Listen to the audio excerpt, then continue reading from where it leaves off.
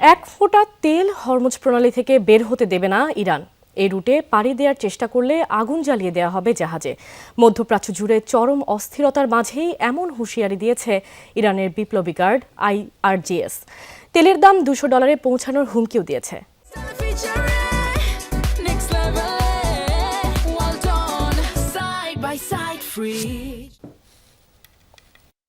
ইরানে যুক্তরাষ্ট্র ও ইসরায়েলের যৌথ অভিযানের জেরে গত শনিবারই আংশিক বন্ধ করে দেয়া হয় হরমুজ প্রণালী। এরপর থেকেই কার্যত অচল হয়ে পড়ে বিশ্ব বাণিজ্যের অন্যতম গুরুত্বপূর্ণ রুট। এবার পুরোপুরি বন্ধের ঘোষণা। ইরানের বিপ্লবী গার্ড IRGCর কড়া হুঁশিয়ারি, প্রণালী দিয়ে পার হওয়ার চেষ্টা করলেই আগুন ধরিয়ে দেয়া হবে জাহাজে। কেবল তাই নয়, হামলার শিকার হবে তেলের পাইপলাইনও। বিশ্ববাজারে তেলের দাম $200 দাঁড়াতে পারে বলেও হুঁশিয়ারি দিয়েছেন IRGC কমান্ডার ইব্রাহিম জাব্বেরি।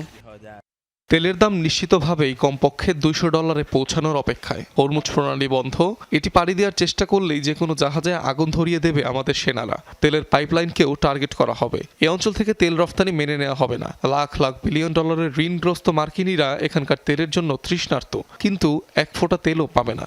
যুক্তরাষ্ট্র ইসরায়েলের হামলার জবাবে মধ্যপ্রাচ্যের বিভিন্ন মার্কিন ঘাঁটিতেই কেবল নয়, প্রতিবেশী উপসাগরীয় দেশগুলোর জ্বালানি স্থাপনা লক্ষ্য করেও হামলা চালাচ্ছে ইরান। কাতারের রাষ্ট্রীয় মালিকানাধীন পেট্রোলিয়াম কোম্পানির 2টি স্থাপনায় হামলার পর তরলীকৃত প্রাকৃতিক গ্যাস উৎপাদন বন্ধ রেখেছে দেশটি।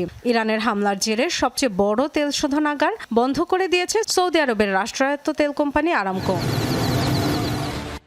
ইরানের হুঁশিয়ারির জবাবে মার্কিন সেন্ট্রাল কমান্ডের এক বিবৃতিতে বলা হয়, হরমুজ প্রণালীতে জাহাজের সুরক্ষায় কাজ করে যাবে তারা। Dorothy Tasrin, Jamuna news.